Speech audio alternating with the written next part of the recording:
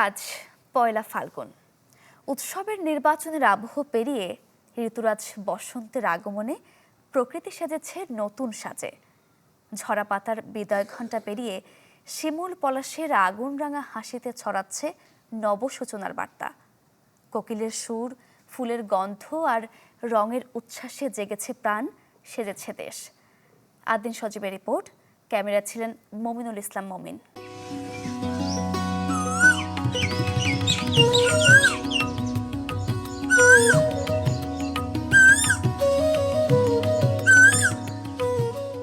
আগুনরাঙা বসন্তে কোকিলের সুরে মুখর চারদিক। শীতের রিক্ততা ভুলিয়ে আবহমান বাংলার প্রকৃতিতে লেগেছে ফাগুনের ছোঁয়া। গাছে গাছে পলাশ, শিমুল, কাননে কত ফুল ফুটবার পুলকিতে সজীব হয়েছে প্রকৃতি।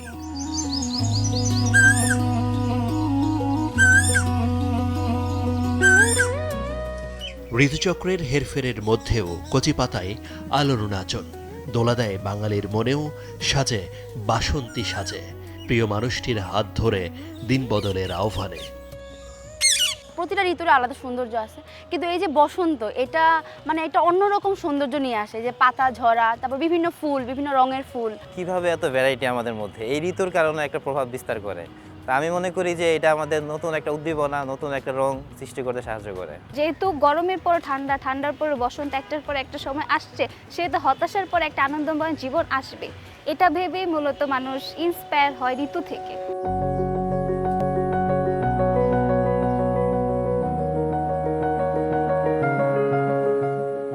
বসন্ত ঋতু লুকিয়ে আছে ফাল্গুন আর চৈত্রে, তবে অনুভবের জায়গায় কেবল ফাগুনেই যেন প্রকৃতির সাথে নীরব এক যোগ হয় মানুষের। মনে জাগে নতুন করে ভালোবাসার টান আর অশুভ মুছে এগিয়ে যাওয়ার প্রতিজ্ঞা।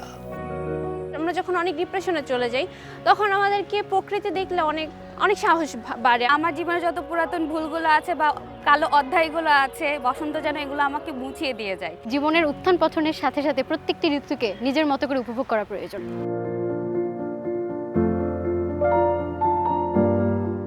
কেবল ঋতুর পরিবর্তনে ঋতুরাজের আগমন নয়, ভাষা আন্দোলন থেকে শুরু করে গণতান্ত্রিক আন্দোলনের নানা বাঁকে রাজপথ জেগে উঠেছে এই ফাগুনে।